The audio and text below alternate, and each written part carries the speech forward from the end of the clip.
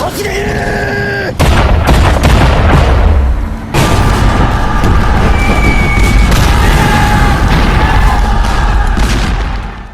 hello there. This is Craig from the Pacific War Channel, where we cover the entire history of the Asia-Pacific War from 1937 to 1945 and all the major events that led up to it. I'm joined yet again by my co-host, Garov. How are you? Hey, Greg, great to be back here. Looking forward to doing another podcast with you. Awesome. And you all heard the title right. This is not a Pacific War episode, that's for sure. This is the third episode in our series on the North African campaign. Now, don't let that, get to you if you've just arrived here. These episodes are, in their own right, a little bit episodic, though I would recommend listening to the first two, but we'll try to catch you up. This episode is, I guess, going to be titled The Italian Flight of North Africa. Hey everyone, I just wanted to let you know I now have a Patreon account found at www.patreon.com/thepacificwarchannel. Over there you can find exclusive Patreon episodes and podcasts based on suggestions from patrons, and other benefits like early access to all of my content, live hangouts, your name in the end credits, and much, much more. So please go check it out. And this is going to be following, the previous episode was the beginning of Operation Compass. So, for the audience, I guess it would be useful just to explain kind of how we got here. I'll do it pretty quick. Obviously, it was the year 1940. The Duce, Benito Mussolini, had the grand idea of invading Egypt. He was an opportunist. He could see that Britain had her hands full with Nazi Germany in the Battle of Britain, and he thought that this would be probably the greatest moment to be able to take the state of Egypt, but more importantly, the Suez Canal, which is basically the gateway to a lot of goodies in the Indian Ocean, as well as you need to control it, or at least Gibraltar, to be able to control the Mediterranean properly. And there was also the added resources in the Middle East, oil, which the Italians would have loved to get their hands on because they had no idea in Libya they were sitting on an unbelievably big reserve of oil. It was completely untapped, and they never figured that out during World War II, which was pretty That's bad unfortunate for them. When you know the economic history of what's going on, it's very unfortunate for them. And I think I'll just add that, if the Axis hope that by taking the Persian oil fields, they're gonna, cripple Britain's oil capacity and petrol and fuel coming in to fuel the war machine. Yeah, guys, it's not gonna happen.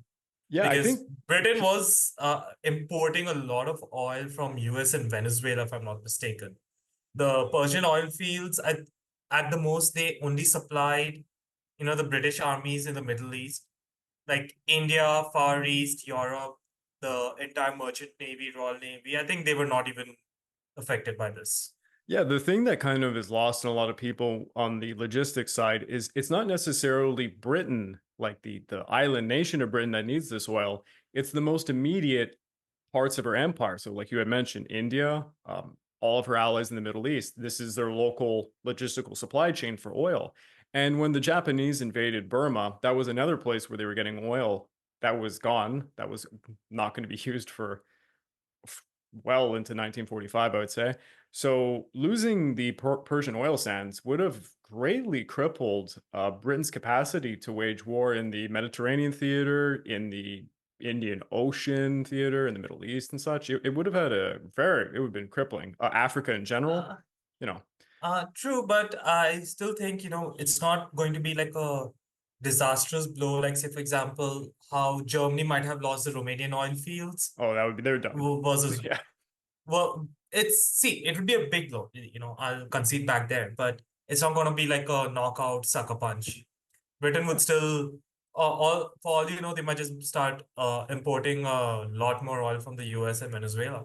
So Yes, who knows? Venezuela and the United States were definitely helping them greatly. And the fact that, of all the navies to begin World War II, the British were certainly sitting on the largest one that could supply the vast amounts of their empire. So, yeah, they True. wouldn't have been as crippled as many of the other nations, that's for sure. That is definitely true because, and not to mention by mid 1940, right? Even though France and the Nordic Scandinavia, like Norway and Denmark, are being overrun, Netherlands, quite a lot of their merchant fleet Britain appropriated for itself.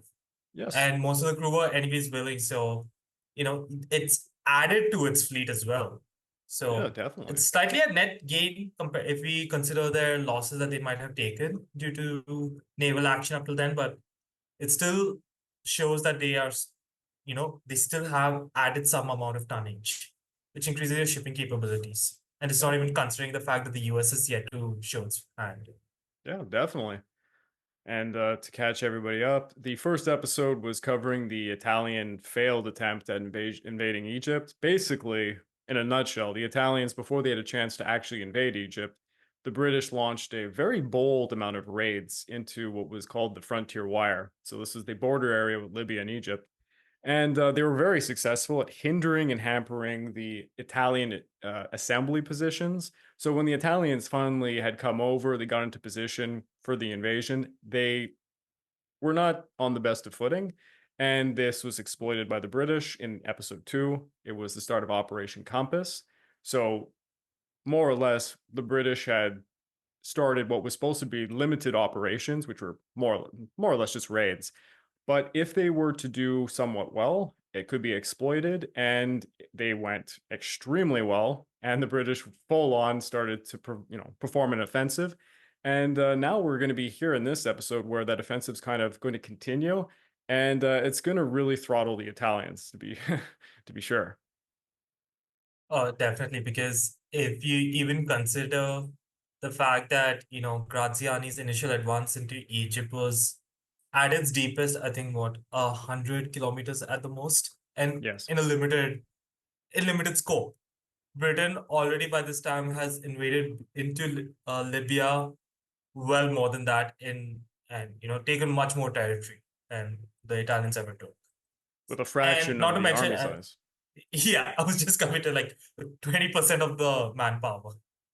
Yeah, it's and you can't say it's just one single variable, but an enormous variable is the types of armor the British are using and how they're using it. So let's just highlight the Matilda 2 tank because it's kind of the big boy for the moment. Um, the Italians don't have a counter to it. Even their anti-tank guns can't really do much to it, let alone their tanks and tankettes, which are useless against such a vehicle. So the Italians had showed up with big numbers, good doctrine that they didn't use, unfortunately for them, and not the technological ability to face such an enemy. I mean, their aircraft probably could have done something about the armor, but they certainly were using them right. And they generally just blundered almost everything, every facet of this invasion. I mean, the Desert Air Force was running riot on them with a Yeah, force that was like, not 40% of the size or something. And yeah, most of the British aircraft here right now are not even their best aircraft, right? They just have a couple of squadrons of Hurricanes at best. You're not talking about like your Spitfires or Hurricanes that are defending Britain right now in force. But yeah. They keep in fired. mind, people, Britain is rearming rapidly. Its Oh yes. aircraft production is off the charts. Like it's something like Mussolini and the leading Italian industrialists at this time can only dream of. Yeah, unfortunately, Italy just there was no great. If the Italians wanted to do something in World War II, they should have focused on a singular issue. And Yeah. in my opinion, Malta could have been somewhere to start for sure. Yeah, and I think we should have also mentioned this to the audience. At the same time, November, just before Operation Compass was a few weeks before Operation Compass, the Italians decide to invade Greece from Albania, which they just took over. Now they are fight. Now you're supplying two armies of near equal size, right? You have the Italian 10th Army in Africa that is engaging the Western Desert Force, and then you have the Italian forces fighting against the Greeks. And one thing, and I don't think that, and if I'm not mistaken, most of the better trained divisions are in Greece right now, but are yes. not able to break through. And I think one thing that I'm never able to understand, why do they keep an armored division with like, almost 200 fighting vehicles in the Pindus Mountains region? Like it would have been better served, it would better serve the Italians in North Africa. Yeah, so for the audience, to explain the situation, when the invasion of Egypt commenced, it was at the expense of the Italian forces in East Africa. So they had actually taken some units from East Africa to bring up to North Africa. Then, when Mussolini had the grand idea of invading Greece, some reinforcements that were on the way, mobile units, by the way, that were supposed to be going to North Africa, instead ended up going to Greece, where they would face terrain that tanks and motor vehicles really could not fight upon. It was rugged, kind of highland terrain, and the Greeks absolutely battered the Italians here. They used the terrain to their advantage, and they made a miraculous counteroffensive. The early Yeah. days between the Italian and Greek War is very interesting. I'm not actually that knowledgeable about it. I just know kind of the propagandist highlights and such. And No, it yeah, was because it was a similar situation in the sense the Greeks had an army that was outnumbered 3-1 till they rushed up reserves, that were yeah, mobilizing. But again, one thing that we need to also remember is now there are two armies getting battered, suffering immense casualties that, you're splitting your manpower, right? All your reinforcements and reserves. Instead of focusing on one army, you now have two fronts where you have to now dispatch these units to. yeah. And it actually feeds again into what I was mentioning before. The Italians had an opportunity in 1940 to take Malta. This, in my opinion, Mhm. was the only time that they could really have done it. And there's actually numerous reasons why they end up failing to do so. The Italians, ever since I believe it's 1938, they had an invasion strategy for how they would take Malta, but unfortunately, the Italian intelligence really overestimated the capabilities of Malta's defenses. On paper, Malta it's a fortress. Like, I'll be clear about Mhm. that. It's got numerous fortifications, anti-aircraft guns, although at the beginning of 1940, they were actually not adequate enough to be able to protect it. Uh, at the offset of war, I think there was only 6 aircraft on Malta operational, and these were gladiators. These weren't going to be able to defend against hundreds of Italian aircrafts. For example, there was something like I think maybe 5 infantry battalions at the beginning on Malta, if there was an invasion, and yeah, that could definitely do some damage. But more or less, Mussolini didn't opt for a physical invasion like amphibious assault because they didn't think that they had control over the Mediterranean Sea. This has a lot to do with limited oil reserves. Yeah. Germany, especially at the end bit of their war with France, Germany was taking all of the oil from Romania, and this was at the expense of Italy. So Italy found itself in a situation where they had their reserves, and I think that they could operate. I think it's something like 7 months, perhaps the Navy could have operated for, but it was a Yes, huge I remember gamble. reading about 5 to 6 months. Yeah. It's similar to Japan's situation, actually, ironically. True. But Because, yeah, yeah, and I think we should also explain the strategic situation or the strategic importance of Malta. It's yes, geography, right? It's halfway between Tunisia and Sicily, right? So by controlling and it's somewhat in the center of the Mediterranean. yeah, So the British by having, and what it primarily was used for was a torpedo submarine and aircraft based by the British. yeah, Right, it did not have a significant ground presence, and you cannot even house a large force there, given the size of the island.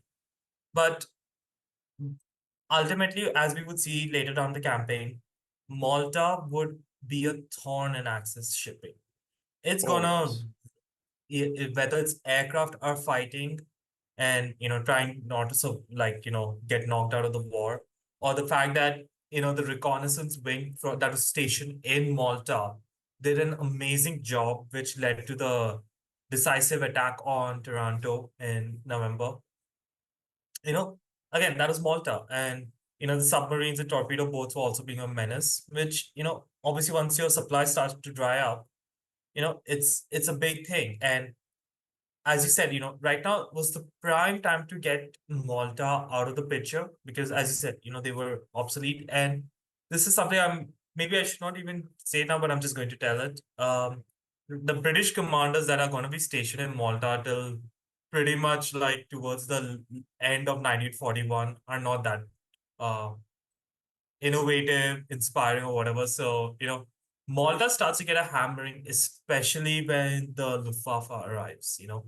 They are going to be slogging and getting battered brutally. But, Yeah, once they start, Britain is starting to send in immense amount of material, manpower, you know, and, after a few desperate convoys, as the tide turns, later you'll see like how much Malta's interdicting their supplies that, the Axis presence in North Africa is just going to be untenable thanks to this. yeah, definitely. So And just to this would have explain just ensured their supply lines, which, was the most crucial thing for the desert war. yeah, for both sides, because for the audience, just to, if you can visualize a map in your head of the Mediterranean, the British are in control of Gibraltar, they're in control of Alexandria and Malta. So these are kind of the three big points in the Mediterranean Sea that allows them to give nearly a full coverage as far as aircraft's concerned to spot convoys, to send their naval assets like submarines, for example, to go hit them. So for the Italians, it's extremely dangerous anytime they want to send convoys to North Africa. Likewise, it's also dangerous for the British because they have to go through what could be, at any point, a real battle in their hands with the entire Italian fleet. But Mussolini had some other reasons why he didn't want to physically go and invade Malta. And oddly enough, Mhm. one of these reasons is because he thought it wasn't necessary. He thought that it was going to fall apart on its own because of two beliefs. The first one was he believed that Franco over in Spain was going to enter on the side of the Axis and that he would just take Gibraltar for himself, and that would negate pretty much the Royal Navy's ability in the Mediterranean. So by default, Malta would probably crumble. The second one was he honestly believed Germany was going to win the war against Britain, like a Operation Sea Lion might actually happen.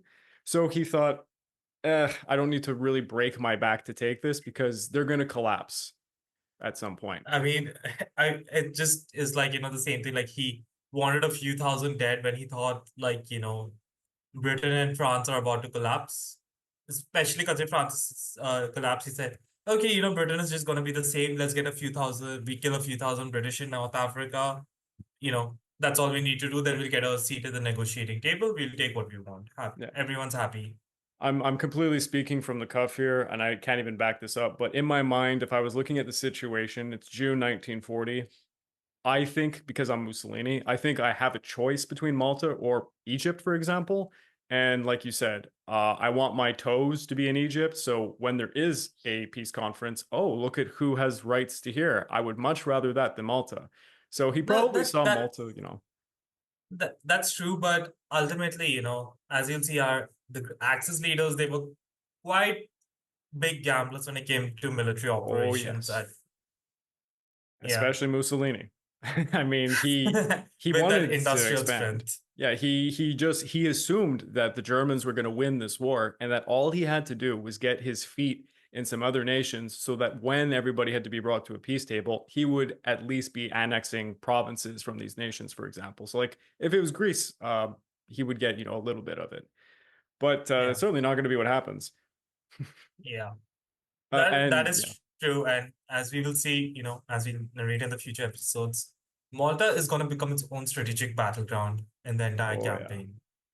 But keep it in the forefront of your mind, audience, that while Yeah. we're talking about these events in North Africa, every single day the Italian air forces are hitting Malta because that their strategy going forward was just to kind of, I guess you could say, neutralize the island. They just wanted to batter it Mhm. into submission, hoping that at some point it would just surrender to them, which won't happen. But definitely, every day they're getting hit with tons and tons of bombs. Now, the last time we had left off, so the 5-day raid initially, which was Operation Compass, it completely devastated the Italians, and the British ended up exploiting the situation. So the 4th and 7th Armored Brigades, they kind of begin what is this wild chase, and I mean literally across North Africa. This is an incredible amount of distance. And one of the things that kind of comedically hampered them was they weren't expecting to take the amount of prisoners that they ended up taking. So they end up getting almost like 40,000 prisoners right off the offset. And yeah, this is the Western Front rules. So the Italians and the British, the Germans and them, they kind of, not to say they're not ruthless against each other, but they actually take prisoners. They actually try to take care of them. Whereas if this was the Eastern Front between, the Soviets and the Germans, they're feeding Uh, them to dogs. Like it's bad. Yeah. yeah. But I mean, if you just see the casualties, right? Like the Italians have more casualties, including prisoners, than the entire Western Desert Force at this Yeah. point, and we're just halfway through the operation. Yeah, it's a you have to imagine that the entire British force is smaller than the amount of prisoners they're taking. So it's pretty insane. And Indeed. yeah, so the Italians, we're gonna. I'm not gonna go through all the numbers, but almost 40,000 are taken prisoner. They've destroyed like nearly 80 tanks. They've taken a lot of artillery, like in the hundreds. Mind you, a lot of it's obsolete artillery, but whatever you take, you can use. And the British and the Italians will use each other's weapons when they can. And the Italians are fleeing for their lives over the Via del Vittoria.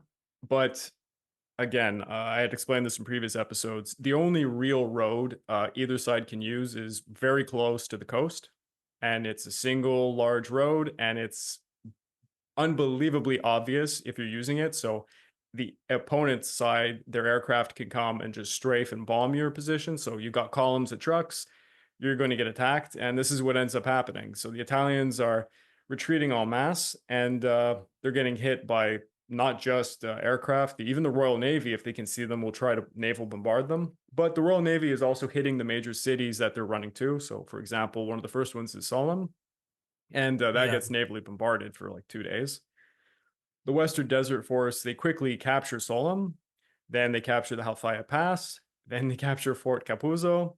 So all of these positions that the Italians had marched to take and had established good fortifications for defensive works, taken basically unopposed by the British because the Italians are not even given any chance or time to hunker down and form a new line yet. Yeah, and Meanwhile, again, this yeah, we should talk about two things, right? One, the Royal Navy, when they send these bombardments, right, to these cities, they're not using just destroyers, they're getting also monitors involved. yeah, And so monitors are just basically, I guess, heavy cruisers with even bigger guns for their size. yeah, And they're good at bombarding, and that's exactly what their job is. And they do a great job at terrorizing the defenders because, hey, if I see 11-inch shells raining around me, I'm running for cover, getting panicked. And and again, we also have to talk about the the Western Desert Forces support groups, right, who come up, repair the tanks, oh yeah. because otherwise the British will not be able to maintain the amount of armor that Richard O'Connor was bringing to bear in each battle. Yeah, it's something that the Axis doesn't really have the same kind of grasp on. Even the Germans, they don't have the same support provided for their mechanized units. So it takes the Germans and the Italians a lot longer to repair any vehicles that they have. Not to mention they're lacking fuel and water for their units. Whereas the British are, for now, shorter supply lines. It's going to start getting extended, but they got Yeah, better support, they got better repair crews, more universal parts for what they're using, whereas the Axis do not. It's quite a nightmare for to repair some of their vehicles. So the British are capable logistically much more, and they can pursue. But this, as we're going to cover in this episode, this pursuit goes so incredibly far that even like the yeah, British, they just get stopped by their own logistics at one point. yeah, Yeah. Meanwhile, as you had been mentioning, Malta, some bombers from Malta, Wellington bombers, and some of the Western Desert Force from Egypt, Blenheim bombers, they're raiding Italian airfields, places like Castel Benito, Benina, and El Idem. So the Italian air forces aren't able to properly support their men as they're fleeing because they're getting attacked by, Royal Air Forces all around them. And we've got Lieutenant General Richard O'Connor, and he's leading the British forces at this point, and he's able to advance as far as Benghazi. And I don't think in this episode we mentioned the major ports. So for the Italians, they got at this moment, well, they had Tobruk. They're going to lose it. They have Benghazi and Tripoli, or they're two bigger ports. Benghazi's yeah. smaller than Tripoli. Tripoli is kind of the only real good one that can actually do anything for them, but it's so incredibly far away that everything that has to be moved has to be put on trucks, and trucks use fuel. So about 50% of all the fuel is being used in these trucks. So it's kind of a nightmare for the Italians logistically. I think right now the Italians are like the front lines are about 1,000 kilometers or so from Yeah, Tripoli. 1,000 yards of desert So too. yeah, and so you're losing half the fuel, you know, getting the fuel to the front line. Because Yep. the trucks also have to take the fuel. So And water again. These human beings need water, and even the vehicles need water as well because of the desert conditions, and that runs out in them as well. yeah, Now, actually I read something, speaking about the water. The During the campaign, every soldier on the Allied side is like, was given about 4.5 liters of water a day yeah, as his ration. Okay, now you might say, oh, we need, you know, 2 liters a day, that's what the doctor says. But, keep in mind that they use half of it towards cooking and topping up the radiators of their vehicles because the desert is all equally brutal on the machines. yeah. So, they have to keep their machines, so they use half of their water for that. And then the rest is, for drinking, bathing, washing, and shaving. So it's actually a restrictive amount if you really look into consideration. And we But will see later, like the Italians, on the other hand, are even worse off and like damn, I'll just say like damn, some of these guys survived so long. It's impressive. yeah, one of the major problems for like in this situation, for example, the Italians might have orders to, march in advance as much as possible to get away from the Allies. But if you look at your water reserves, you can see on paper you're not going to make it. And some of these units will just have to make that choice to just sit, be idle, become prisoners. Ironically, though, in the North African campaign, these prisoners end up getting rescued and then they end up fighting and they take the other side prisoner. And there's a lot of like back and forth when it comes to that. And a lot of the casualties also in the North African campaign are people being captured. Some that it's kind of Yeah, funny because you read these reports of the casualties can be like in hundreds of thousands at some points and stuff, but a lot of it is prisoners. So yeah, yeah. true. Now on so Benghazi, they get as far as Benghazi on December the 11th. Now the head guy of the Allies in the Middle East, General Archibald Wavell, who is loved and hated, more hated I'd say by historians. Yeah, He diverted the 4th Indian Division to East Africa, and he's replacing them with the 6th Australian Division, which yeah, not everyone liked that idea, mind you, at the time. yeah. As Because if I'm not mistaken, you're giving up an experienced division that is adept and just bring in a bunch of recruits.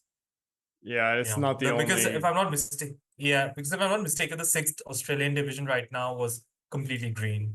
Yes, and this was kind of a loathed decision, and it's not the only one that he's going to do. There are other divisions that are brought over to Greece at some point to help because it looks like the Allies are actually able to hold on to Greece for a little bit, and he diverts some reinforcements that were going to be sent to North Africa there, which again was loathed by the people in North Africa.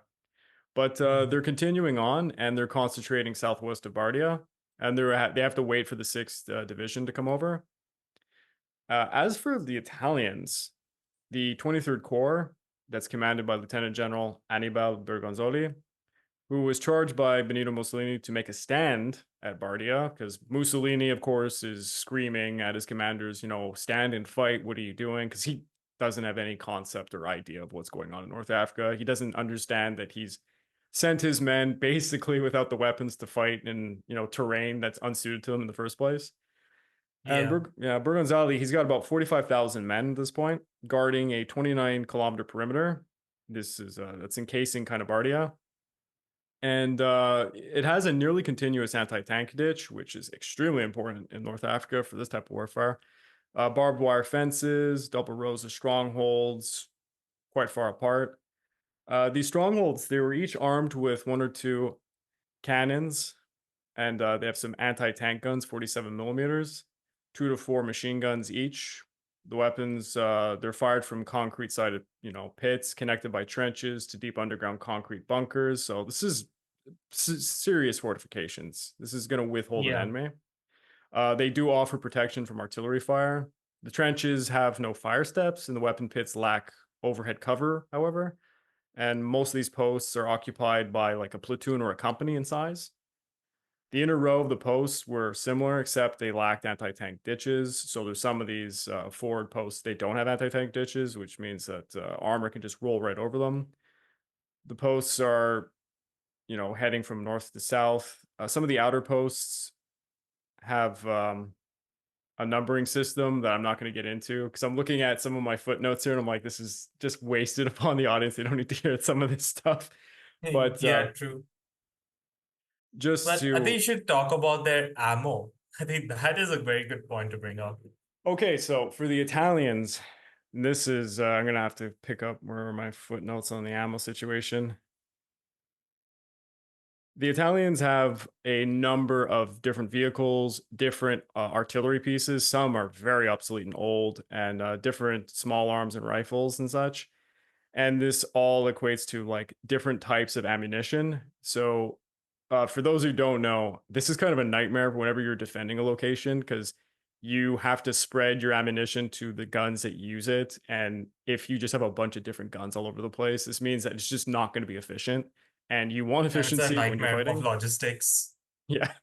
So if I go into my footnotes, the defense was supported by strong artillery components that included 41 Breda model 35s and 20 millimeter anti-aircraft guns, 85 47 millimeter anti-tank guns, 26 Solothurn S18 1000 anti-tank rifles, 41 Canonen da 6517 Modelos. I'm sorry, I'm going to mispronounce some of these. 13 65 millimeter infantry support guns, about 147 cannons, de 105 Mole, 1913 Schneider 105 millimeter guns, 47 120 millimeters, and I'm naming guns after guns after guns. But the point being, the ammo is not universal, and this is going to greatly hamper their ability to be able to support the logistics of each post. So a lot of these posts might not have the right ammunition on hand, or they might need runners to go to different posts. Which, if you're being overrun all over the place, basically you're just stuck there with guns that you can't shoot. It's not looking good for you. Yeah, and a lot of their ammo, if I'm not mistaken, was quite out was old, Old, right? So it's yeah. lost its potency. So you're just throwing a metal rock at best, which is not going to do anything against a tank. Yeah, there's British reports that some of their artillery rounds were falling short, and I think the British had found a lot of duds in the sand that indicated they were using like I don't know, decades old shells or God knows what. So the Italians were not using the best ammunition either. So they're sitting on a lot of different calibers of guns. They have a lot of guns, so they have like almost 400 guns in all. So it's significant. It looks impressive on paper, you Yeah, know. it's a paper tiger, as we say. Uh, Berganzelli, he forms a mobile reserve of 13 M1340 tanks, and he has about 115 L335. You can call them tanks; they're just armored cars, in my in my opinion. These things are they don't even have real cannons. The L335s, they had already proven themselves completely useless thus far. I think the fact that they use fuel makes them a hindrance, in my opinion. The M1340s, they have a 47 millimeter anti-tank gun, but again, this is the third time we're saying this. It can't move properly. Basically, the tank has to align itself with its target, which is just unbelievably stupid. So most of the British tanks can just take these things out pretty easily. And So it yeah. has the punch to knock them out, but by the time it is ready to fire, the British have already probably put a few rounds into it. Oh, sorry, I made a mistake. Actually, I was talking about the M1139. So the M1139s Yeah, have a 37 millimeter gun that can't move properly. The M1340s, their 47 millimeter can move properly, but again, it's still inadequate against the Allied tanks, like the British Matilda II, which is just dominating the Italian armor in every single way. The Italians, again, they don't have really any answer to this. The only effective thing they have is mines, which will be placed yeah. everywhere in Bardia. But in North Africa, they have minesweepers. We got Scorpion flail tanks that can come in to get rid of these things. Actually, I don't know if the British have Scorpions yet. Eh. It might not yet, but they have other means of clearing out minefields. So mines, you can't rely on mines, that's for sure. Also, Yeah. Bergonzoli's tanks, they don't have radios in most of them, so they can't really coordinate their armor properly. So having a reserve mobile unit that can't coordinate is just not useful. Might as well, he might as well just use the old envision tactic of it just being an infantry battalion support unit Yeah. because Bury it in the I think sand, use that's his artillery at that point. I don't know. Yeah. yeah. Bardia only has a month's supply of water on hand, so they're already rationing when kind of, I guess you could call it a siege is going to kick off. And many Yeah. men are very low in morale. They had just fled from Sidi Barani. They were, about to invade Egypt, and now they're fighting for their lives, running away from it. And they're facing things like lice, dysentery, and other ailments, so they're not happy. Nah, yeah, I think it's like the amount of illnesses and casualties, armies just suffer from like diseases is it's quite unreal, especially like areas like say, like we would see in New Guinea, for example, and in the desert. Yeah, these are two extremes. Yeah. True enough. And the commander of the Sixth Division, Major General Ivan McKay, he plans for his 16th and 17th brigades to attack a junction at Gurfa and Ponticelli, and he's going to be they're going to be supported by 23 Matilda twos of the 7th Royal Tank Regiment. So this is a battering ram against Bardia. Hmm. Meanwhile, to soften up Bardia, the Royal Air Force is going to perform about 100 bombing sorties between December the 31st to January the 2nd, before shifting to hitting Benina, Derna, and Tobruk. On January the 3rd, the Royal Navy is going to lend their hand, and they're going to navally bombard Bardia with 244 15-inch shells, 270 6-inch, and 244.5-inch shells from the HMS. Oh, sorry, and the HMS Illustrious is also going to toss up some fighters to cover for the impending attack. So you even got carrier aircraft jumping into this. Meanwhile, the It's Italian this Navy is combined doing what? arms. Yeah, Retreating towards Naples from Toronto. exactly. So even though they still have the capability of giving battle, again, they're looking at their oil, they're looking at what is potentially in the Mediterranean Sea as far as the Royal Navy is concerned, and they're kind of just they're unwilling to give battle. And I mean, there's some rationale for why their fleet's doing kind of its job by sitting still, as Han Doctrine would The fleet dictate in being. the fleet and being, although it's not proving really that effective if you think about it. Yeah.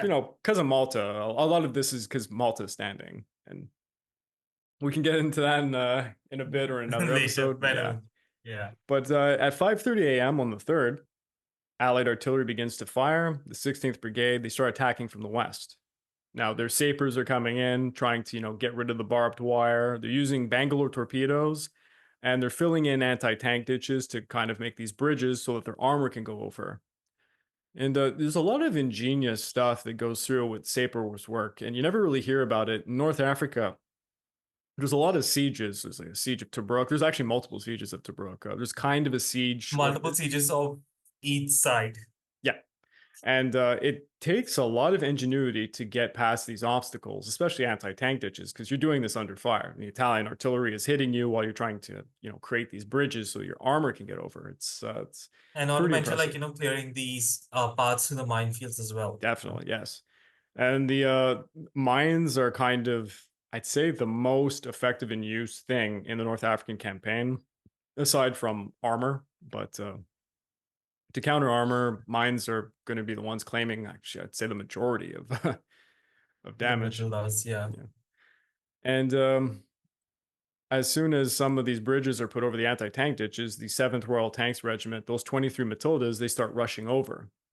The 16th Brigade, they're assaulting the posts. So you'd imagine the tanks come in, they kind of storm areas, and then the infantry behind them start to, consolidate and occupy the areas, capture men, and do what they got to do. The Matildas, they swing right. They're going through a double line of posts, taking out everything that they see. The M1340s, they're just being systematically destroyed by the Matilda's 2-pounders, while the Italian tanks can't really respond effectively. So there's not much they can do against these tanks. By just midday, 8,000 prisoners are being shepherded all the way over to the British lines to an area called Post 45. Sorry, if you don't have a map on hand, some of these locations are going to mean nothing to you. Basically, if you're looking at a battle map of a place like Bardia, there's designated points, posts, strongholds, or if there's hills, there's like names for the hills. So there's a Post 45. It's kind of on the outskirts of a perimeter. And meanwhile, the 17th Brigade, they began their assault. They're clearing out what is called the triangle feature. So, again, if you don't have a map, but as you can imagine, it's kind of a triangular feature. It has like strong points on three sides. And they're pressing south against what's called the switch line. Now, a series of posts are quickly taken through the combined efforts of infantry and tanks that are just storming them. By 12:30 a.m., the Australians, they perform a night attack and they start capturing more posts and with them more prisoners. By the second day, the 17th Brigade, they've captured about 10 posts, about 3 kilometers of territory, thousands of prisoners, and they're breaching the switch line now. On the 4th, they're taking post 54 as they hit it with artillery, and it's going to be occupied by 1:30 p.m., killing roughly a third of the post defenders. So these unfortunate guys actually tried to fight to the death almost. The fall of post 54, it prompts the collapse of a bunch of nearby posts. So you're seeing white flags start to emerge from post 58, 60, 63, and 65. So basically, once you take some of these strongholds, the other Italians that are nearby, they It's like a realize, yeah, domino effect. exactly. Yeah. Um, to give a comparative, because I recently done a piece on the siege at Tsingtao in World War One. The Germans they withheld the Japanese, and I mean this was colossal numbers against the Germans, and they held out very very well because their posts, as we call them, are on these very large hills. The second the first hill fell, it was a matter of like an hour the other ones fell. So this is just kind of the situation. You're very strong together, but once the weakest link's been taken out, it crumbles like dominoes. Yeah. Yeah, or it just creates a breach, right? Because like the enemy now has a clear avenue to move in and outflank you or attack you from the rear. Yeah. Something I haven't mentioned is the Italians are also suffering from a problem with range across most of their guns. So for their artillery, the British artillery outranges them most of their guns, and this is just crippling. They can't really retaliate, and they don't have armor to chase whatever's hitting them out. So when you know it's an attritional battle, you don't have reinforcements coming, and you've got like a month's or less worths of water, you might as well surrender at that point. Yeah, because Yeah. they're certainly not getting any counter batteries fire on the British. No, there was none. It was really devastating, this battle. At 10:30, Wadi El Gharfan was attacked, seeing the capture of another 2,000 men and 60 officers. Next to fall was Hebs el Haram with another 1,000 prisoners. Afterwards, some Matildas, they traversed down the Wadi Skimas towards the gate of Bardia. The Italians, they simply open up the gate at 4 p.m. They allow them to storm the garrison, and they're taking more and more prisoners. By the end of the day, tens of thousands of these Italian defenders are either killed or taken prisoner. And the remaining garrisons in Godfan and Ponticelli, they're isolated. If you were looking at a map, this is kind of northwest in my mind where that's located. The situation, it looks Yeah. completely hopeless. Oh, you're going to say something? No, I was just saying, yeah, I was just seeing the map myself. So Yeah, I'm trying to like remember in my head from writing a script on this a yeah, very long time ago.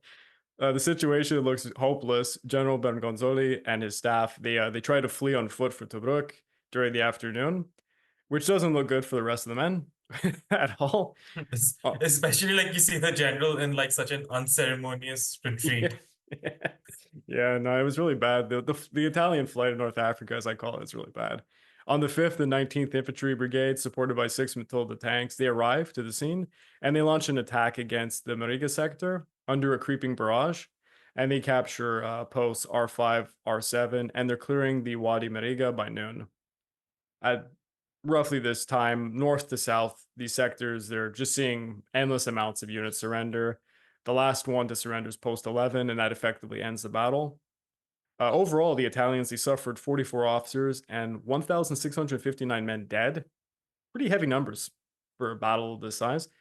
138 officers, 3,602 are wounded, and over 36,000 are taken prisoner. So you're going to add that to the other 40,000 or so that have been taken prisoner in the But previous month, this basically. And if I'm not mistaken, this represents like if you take the killer wounded, that's pretty much it roughly tallies out to be about 43,000 out of the 45,000 that general had, defending this area. So It's insane. During the battle, the Western Desert Forces, they captured 115 L3s, which I guess if the men want to drive those cars around, that's great. 12 M1340s, 708 vehicles, like trucks, for example, nearly 400 guns. But again, pick and choose. A lot of these are obsolete artillery pieces, and they use all different types of ammunition. So what the British can salvage, who knows? Um, the British reported that they had suffered about 130 deaths with 326 wounded. I I will note the British are known kind of to stretch, the reports on what they suffer in these battles, but I'd say it's not too far off. yeah, but Yeah, that's just a morale thing, right? All of them, we've seen it, right? All the powers in World War II. yeah. They underreport their casualties and overestimate the Of damage course, inflicted. every single nation does this in any Yeah, war. We see a great example is the current situation in Ukraine. What numbers can you trust? To be sure, true it's enough. all over the place. The fall of Bardia really, really unnerved Adolf Hitler, who is becoming extremely worried that his ally, Mussolini, might literally be toppled by his own people because of just incompetence. Because, I mean, a lot of these calls are being made by Mussolini, especially the invasion of Greece, which is an unmitigated disaster. True Now, enough. And I think yes, this is where, we start to see like, Hitler wanting to take an active role here because otherwise we know that they plan to divide the Axis northern and southern hemispheres within Europe, with, North Africa and Greece technically being within, the southern hemisphere, so under Italian control. But, Hitler's like, damn, this doesn't look good for my Axis alliance because, we are the Pact of Steel as they signed that treaty. So, he wants to get in because, he thinks the Axis are looking bad. And as you see, right, because now already the planning for Operation Barbarossa is underway, right? Because you can't naturally plan such an offensive just on the whim. So you have to marshal your forces and everything. So he's not worried because of the security of his flank because he will be going into Romania to take the oil fields because he's going to need the fuel for his army. So the worry that if Mussolini falls, you either get a neutral government or a hostile Italian government, and or the British, push in, then his fuel is being threatened. So like, yeah. where we start to see the start of the German involvement. And as Churchill will famously say, Southern Europe is like the soft underbelly of Europe, and it could open up a front where the Germans have not expected they would need to defend yet. So they've put most of their ability, their resources into, building this grand defense that's kind of reaching from the top of Norway down to like southern France. The That's Atlantic Wall, right? the Yeah. Atlantic Wall. But they aren't expecting an Italian campaign to come about or something like that. So it is very frightening to Hitler, and it could completely ruin his plans as he is currently trying to invade the Soviet Union, which again Mussolini and Hitler are fighting each other on who's dumber when it comes to these invasion plans. And Operation Barbarossa will it's going to hurt the Nazi war effort, to say the least. Now, while Bardia is being mopped up, Wavell orders the 7th Armored Brigade to just quickly cut off Tobruk. Tobruk, unlike Bardia, is a little bit larger. It's not on par with, let's say, Benghazi, but it has a port. You could technically move stuff to it, not much. It's at least useful as a place where your logistical lines, like your trucks, for example, can go to refill if they need fuel and such. So it's very valuable. The 6th Division, they reached Tobruk by the 7th. It's extremely fast, by the way. And they effectively cut Yeah. off the city.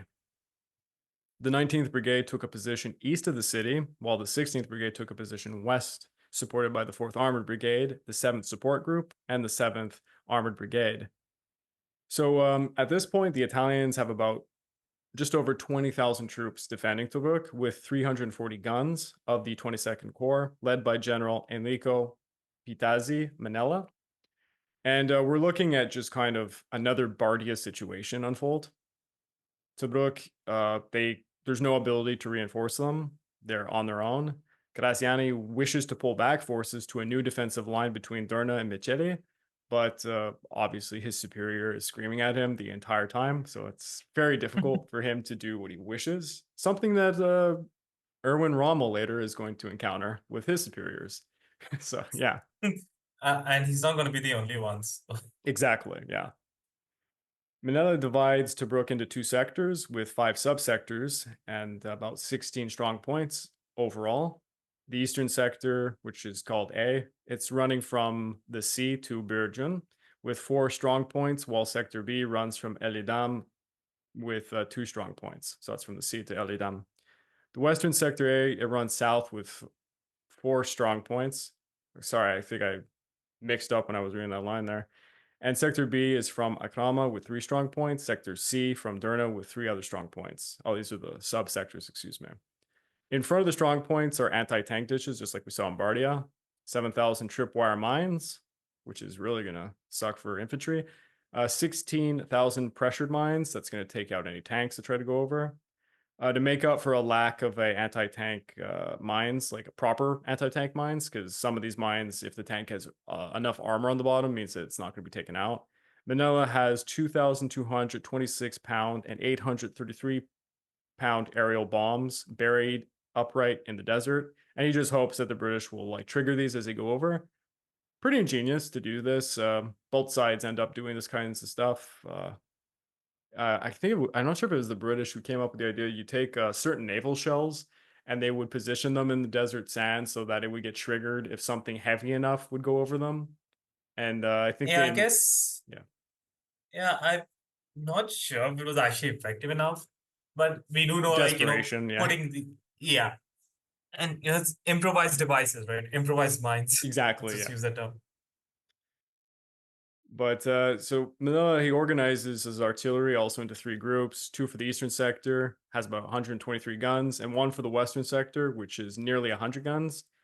Unfortunately for Manelli, he has no air reconnaissance to direct his artillery, or the ability to locate his enemy's artillery, which is really not good for him. Worse off, the British artillery has much greater range than he does, negating his ability to provide counterfire. So, in other words, I just it's just like, speaking of art, like being on the back foot artillery for General Manella, it's just his nickname is the King of Artillerymen in the Italian army. So I just find this situation ironic. That is pretty ironic, yes, because there's going to be no effective counter artillery fires. His artillery is. It's basically the British just need to pull up and shoot at it for a few days and it's neutralized. Yeah. Pretty sad. At 2 a.m. I just cannot resist the irony of that situation. I'm sorry. At 2 a.m. on the 21st, the Royal Navy and RAF Wellingtons begin bombarding Tobruk's port and their defensive positions. At 5:40, British artillery begins to open fire across the entire line as Australian sappers begin clearing paths through the minefields.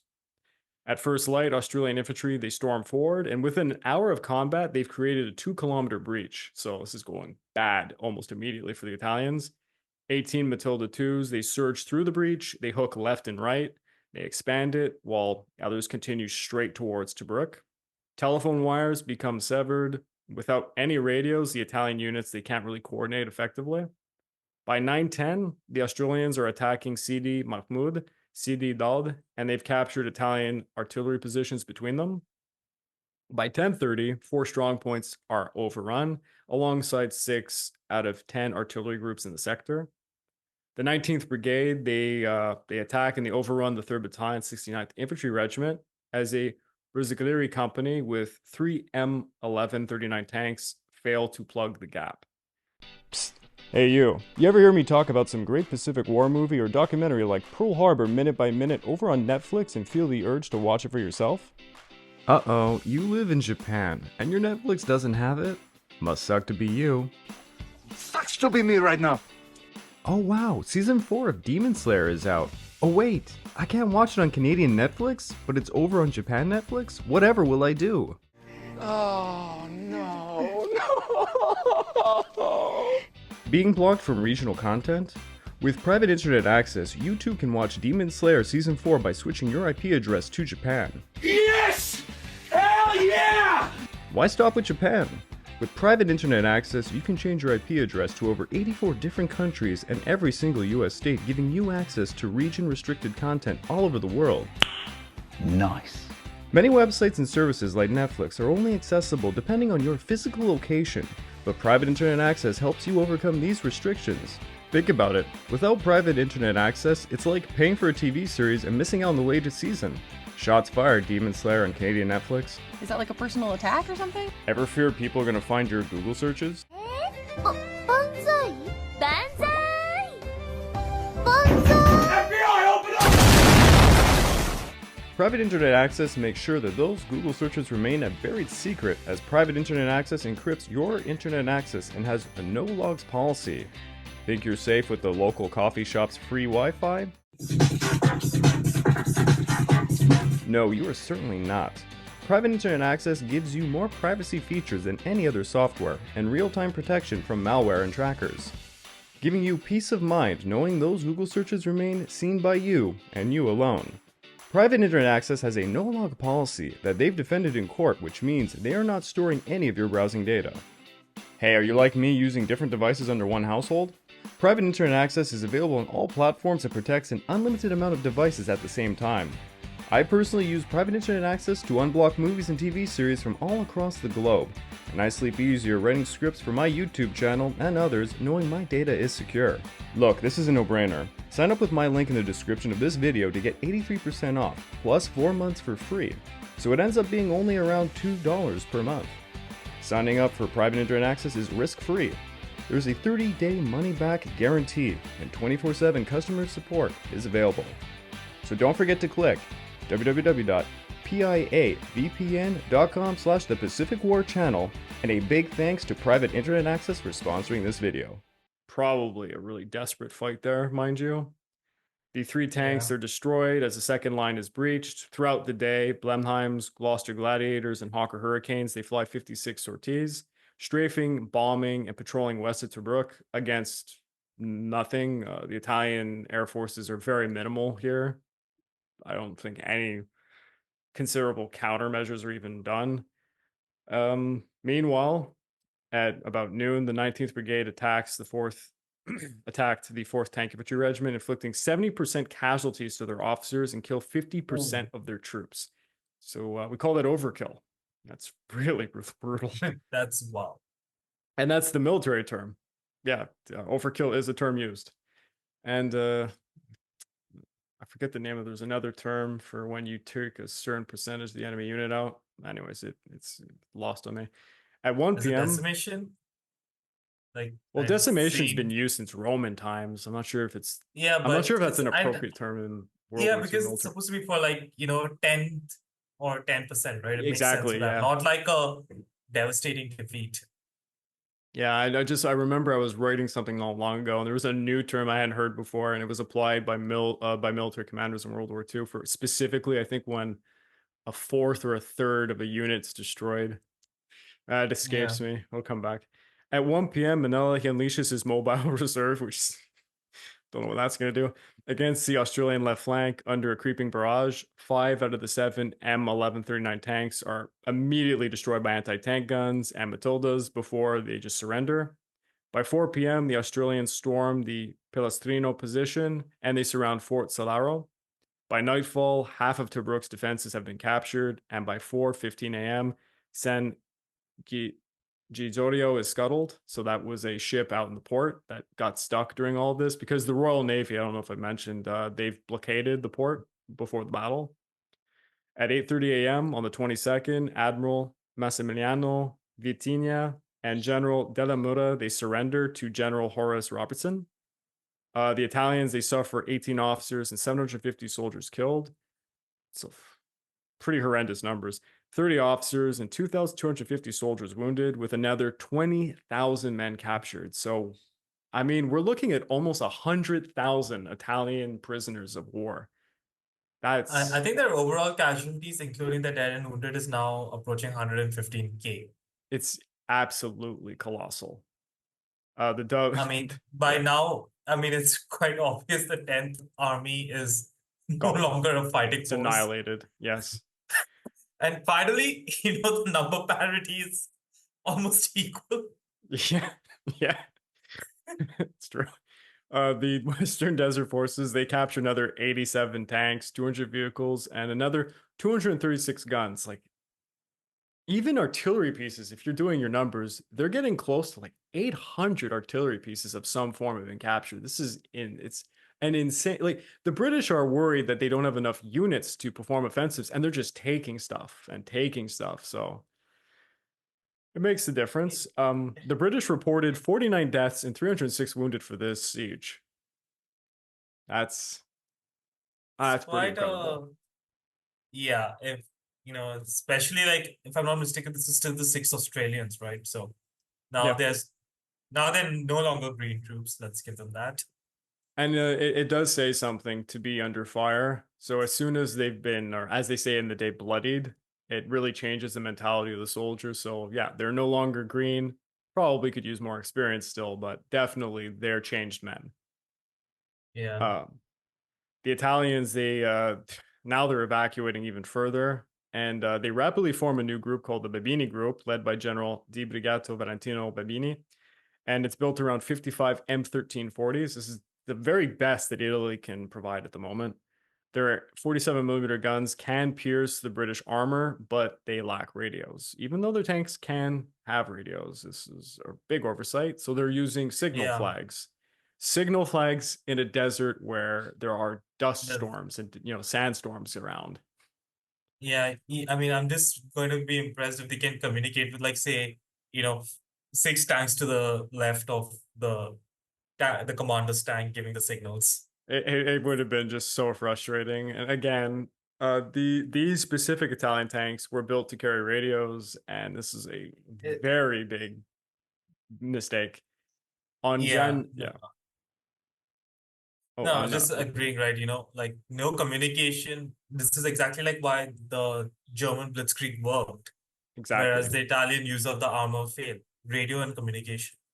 Yeah, because certain parts in the fall of France, the French tanks, they weren't communicating. They didn't have proper radio communication in their mobile units, and they collapsed in front of the German panzers because of that. And they should have been effective. The They were French, they were yeah, actually better. Like only the Panzer threes and fours. I think the Panzer IV was the only superior tank, but they were still in limited numbers at the time. And yet, with even worse tanks, because they are able to communicate and coordinate, they were able to destroy the French armored reserves.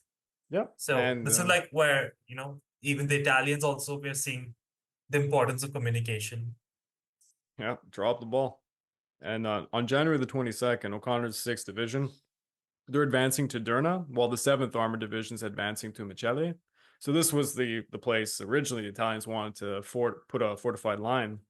The next day, General Giuseppe Terra orders a counterattack. So on the 24th, the Babini group, they attack the 7th Hussars as they attempt to cut the Derna-Micelle track. The 7th Hussars destroy 2 of the Italian tanks, but they receive heavy losses, as they're basically using armored cars, I believe, this unit. And they're going to call for help from the 2nd Royal Tank Regiment so they can get real armor to get in here.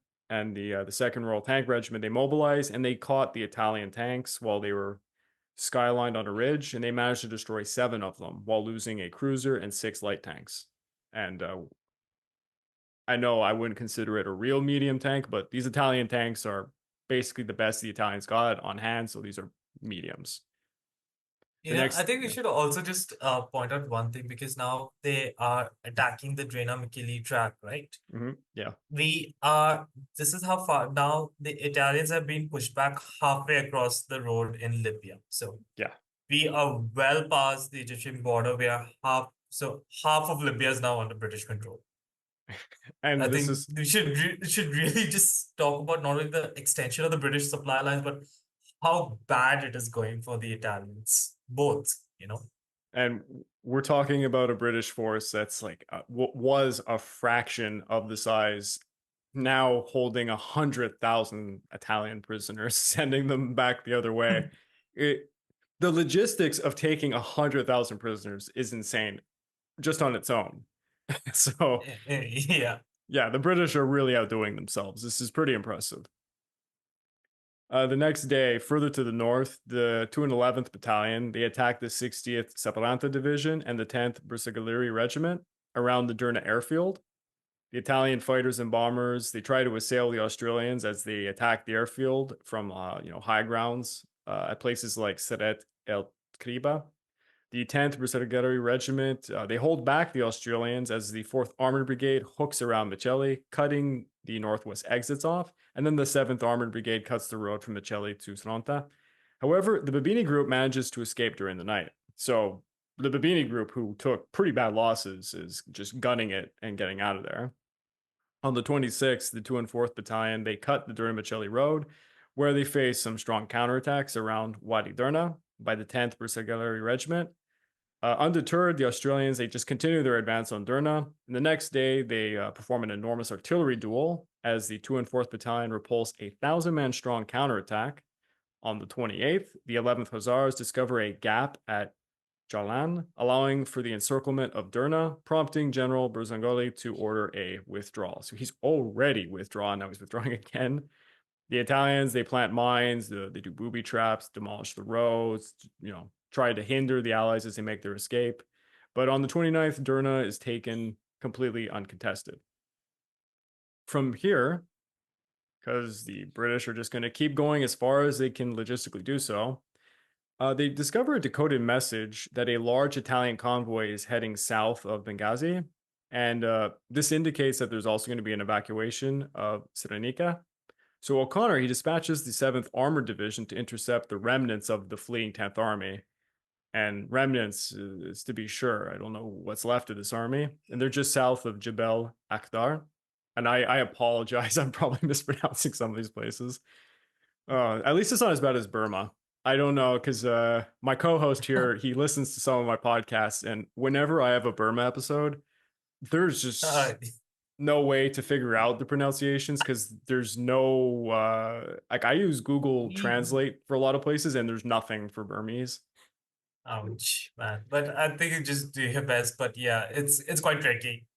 But Yeah, just for the folks, right? Jebel Akhdar is like, that northwestern part of Libya, near the coast, So they're basically gonna evacuate that entire area, and I guess they're pushing back towards Tunisia. At least that's probably their intent right now. yeah. And get closer to their supply lines. And they're being chased over the good old Via Balbia. Wow, I just realized I made a spelling error here. The Via Balbia. Yeah. However, the poor terrain, it leads to a lot of breakdowns with their vehicles, slowing not just them, but the Allies. So the Matildas, which is a heavier tank, is going to be cumbersome. By February the 4th, Major General Michael Krieg, he makes the bold decision to dispatch a flying column to try and quickly cut off the Via Balbia between Benghazi and Agdabia. The Combe Force, as it's going to be called, is led by Lieutenant Colonel John Combe and consists of 2,000 men, an armored car squadron, 6 25-pounder field guns, and 9 Bofors 37mm anti-tank guns on porters. So, pretty mobile little force. On the 5th, but it's like, it's quite light also, I know they have to move quickly, which is why they have to do it. You have to take like such a thing because the Matildas are slow as hell. But yeah, if they ran into something like the Babini force could take this out. That's for sure. Yeah, true. On the 5th, the Combe Force, they establish a roadblock near Sidi Saleh just before the 10th Army arrives. Meanwhile, the 4th Armored Brigade, they reach Bet Afom, while the 7th Support Group, they threaten the 10th Army's flank and rear. The Italians are continuously being attacked at the roadblock as the 2nd Rifle Brigade advance into the eastern dunes, searching for a way around. Several hundred Italians are again taken prisoner in the desert. So a lot of these guys, they just get cut off. They have nothing they can do, so they just have to just give themselves up.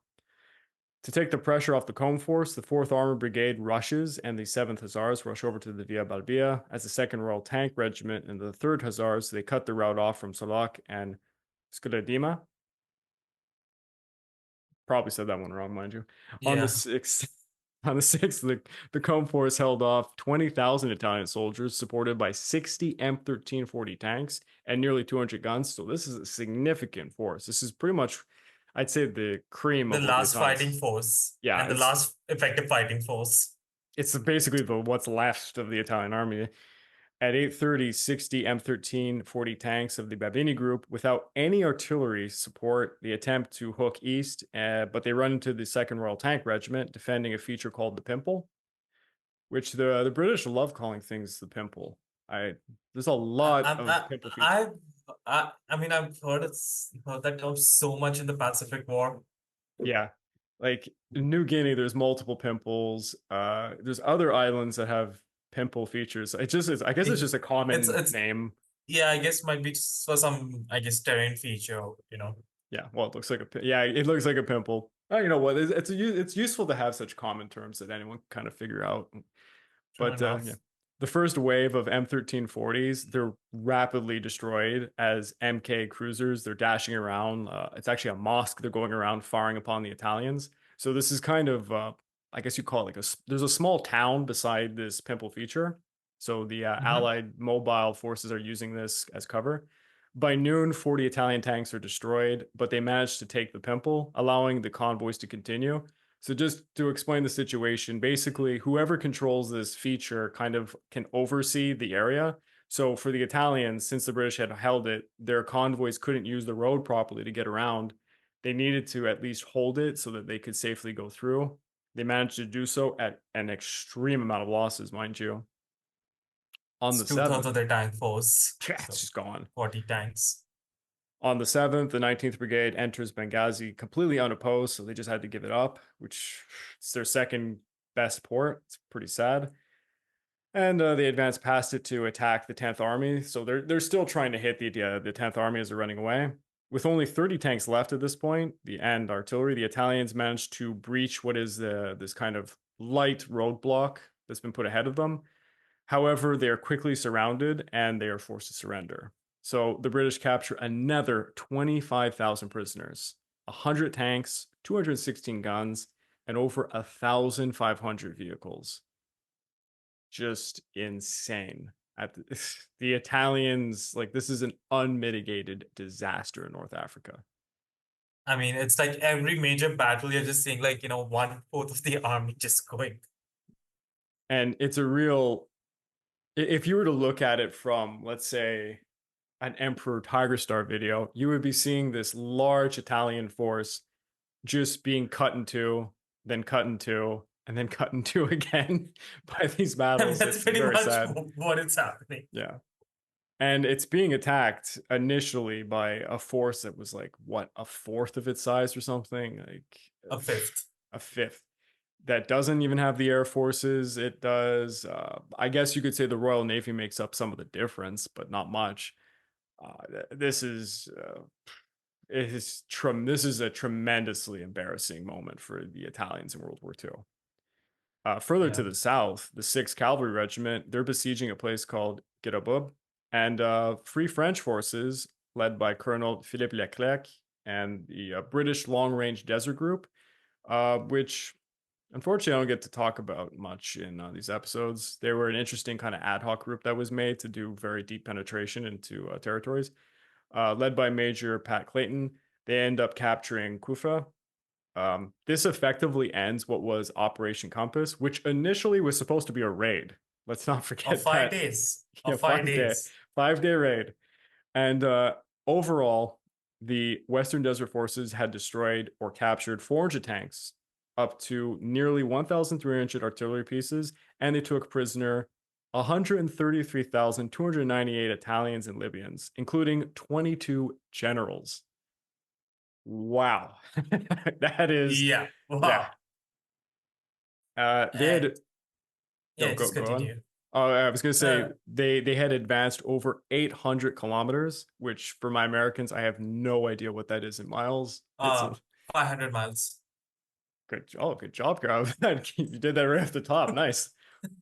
The the Western Desert Force, they suffered 494 deaths, 1,373 wounded, and 55 missing.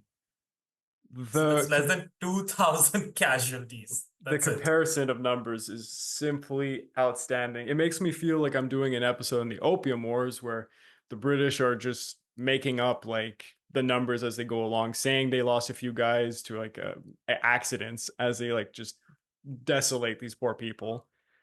It's I think one more part I want to add about the Italian losses, if you don't mind, is the fact that the Italians lost in this conflict, right? During the time of Operation Compass here, 564 aircraft. yeah, Now, and I think while it's also significant, one thing I just want to also call out is the Italians don't have the industrial capacity, right? So in the year 1940, they produced a grand total of 2,100 something aircraft, all right? And this is going to be, fighters, bombers, reconnaissance aircraft, naval aircraft, if they had any, uh, and then, replacements, right? So because, you're losing aircraft here, you might be losing some in Greece, and then, just usual maintenance. And also, this campaign alone, this 2 months sucked up 1/4 of the Italian production of the year in aircraft. And it's just, unforgivable. just and just for context, Britain produced over 50,000 aircraft in 1940 as well. Jeez. Yeah, there's no comparison. This is just a horrendous loss. And it's going to have very significant consequences. So on Indeed. February the 9th, the British forces are going to reach El Aguila, which is the furthest they'll get for a very long time. And Sir Winston Churchill, he decides to halt the troops so they can redirect a lot of them over to Greece. That's going to be pretty fateful for the men here, but to be honest, logistically, they couldn't go any further. It would have been insane to do so. The Yeah. Italian 10th Army is just gone. Graziani, he's going to be relieved of command. He's completely disgraced by this. There still remains the 5th Army in Tripolitania. In response to this unmitigated disaster, Adolf Hitler is going to issue Directive Order 22, and this is going to unleash something that the Germans will call Operation Sonnenblumen, which is for the American audience who knows a little bit about this, pretty exciting. It's going to be the arrival of General Erwin Rommel and the Africa Corps are going to be coming to North Africa to try and clean up the mess that the Italians started. But I think I'll leave it to you, Gerov, because I think you have a few things to say about this moment. Yeah, because at this time, right? Because now that we know it, like see, we also seen Britain redirect its forces to, Greece, right? Because they'll Yes. first take over Crete, and then they'll be sending in at least a division and an armored brigade to the Greek mainland. Hitler now is getting involved. So what we are going to see is, the Germans are first going to send in the Luftwaffe, and they're going to take position in southern Italy and all. And they first start to do what should have been done by the Italians. They start battering Malta. Yeah. And they, and on top of that, I know we've given a lot of crap in the past about like, the Japanese torpedoes, like submarines, and the US submarine torpedoes. The British torpedoes were also quite bad in the Mediterranean that, they had to really pick and choose. They not forget even worrying about darts. They just did not even have torpedoes. Yeah, and I can actually specify the British submarines that end up coming to Malta's aid at the very beginning. They find themselves with two enormous problems. They have a finite amount of torpedoes, so they're not even allowed to attack all targets. They basically have to pick and choose because they're not going to High be value target. they're not going to be resupplied anytime soon. But one thing the Italians did do in the early months, which is absolutely devastating, they mined the waters around Malta. So Mhm. I can't remember how many of the British submarines fall victim to this, but it's colossal in scale. A lot of them fall victim to the mines. Yeah. Yeah, if I'm not mistaken, right? They had like the largest submarines, right? Yeah. They suffer about 50% losses per mission. the British. That's Yeah. devastating. Then, they had the smaller U-class submarines, but, again, the what do you call the lack of torpedoes means they're not totally effective because these guys have to now choose everything and like these U classes were the only effective thing, but again, you can't do it. And then you have the T class submarines, which are also attacking, but they are not really they're taking their own attrition, right? It's not like say how we have in the Battle of the Atlantic, where the like during the happy time where the U-boats were running riot over the Allied convoys. It's not the case here, Yeah. and this performance of the British submarines is quite lackluster. They sank a grand total of 38,000 tons of shipping, out of And which only one submarine was responsible for about 20,000 of it. yeah, I was gonna say it was one submarine that's It's like 50% of that. Yeah. yeah.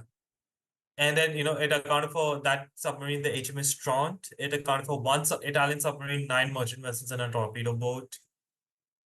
Yeah, it's But lackluster. yeah, and then, now we see the U-boats are also arriving here because Hitler is deploying some of Donitz's U-boats, much to his annoyance, mind Yeah, you. this is supposed to be a sideshow that the Italians were supposed to do by themselves. It's E- very embarrassing. Yeah, and Donitz, as we know, he's been the biggest proponent of the submarine warfare against Britain. And he's right now still fighting that institutional battle to get resources to build up his U-boat arm. But now he has to even divert more here. And at the same time, the Luftwaffe has started to come. So initially, they sent in Flieger Code 10, which has about 250 odd aircraft. Right now, most of them are bombers and dive bombers, but they give Malta a big hammering. And, 40 fighters at this moment is pretty much enough to easily contend with what Malta has, because while it has been reinforced, it's not been reinforced to that extent yet. Yeah, their anti-aircraft capability is not good in the first few months. They, despite having some guns, they're not adequate. They can't handle it. Yeah. And so right now, what we will see is between January to about April or May, you know, the Axis powers are able to get about they sent about 321,000 tons of supplies to North Africa. Only 18,000 tons did not reach. Yeah. Which is quite good because they actually were getting more supplies per month in these like this 4 month window than they actually needed. So they actually did stockpile a bit of a reserve because I remember reading that Rommel, when he takes over, right? All his forces, they need about 70,000 tons of supplies a month. So they're actually getting a bit more at the moment. And you know of when Rommel's Africa Corps is coming, it's just under 74,000 men, almost 72,000 land without any incident. Yeah, So it's this was definitely, it's one thing to say, as we'll get into and it'll be the next episode. The Africa Corps has, it's almost like a glass cannon at the beginning, and they're yeah. fully supplied and they make a huge impact very quickly. But it will be logistics down the line that's going to kind of take them out. Yeah, but you know, at the same time, the Luftwaffe does give a quite a big blow Yeah, because if I'm not mistaken, they start to take on the HMS Illustrious, which is, I think, if I'm not mistaken, gets damaged in this campaign, and it's for a while, it's a big blow to British naval air power in the region. definitely. Absolutely. So, all I'll just say is, now Malta is kind of underperforming, for what the strategic role it could provide. And the British had quite a good few months, the way they routed the Italian 10th Army, but, the calm before the storm has ended, and they are going to meet a whole new beast of a general, Yeah. an army. I'm not sure if this is related to this time period just yet, but I forget the date in which the operations against Crete begin. But when the Germans perform their major paratroop activity in Crete, basically the devastation that's, if like they're they're successful. But the devastation inflicted upon the paratroopers during the battle for Crete is so bad that it makes the Luftwaffe completely rethink, or even Hitler, he rethinks the idea of like invading Malta as that. That's actually later. Yeah, it's So later. the invasion of Crete, also known as Operation Mercury, right? That's towards June. June. Yes, oh, it's going to come up soon. But certainly, Malta, again, the first few months, the outbreak of war with Britain, Malta was open. It could have been taken by the Italians if they had diverted the resources necessary.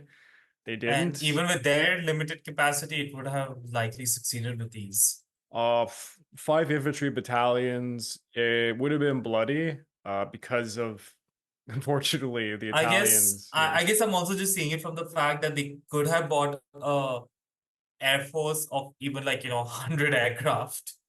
Oh, yeah. It could have helped because that time there were just 6 gladiators.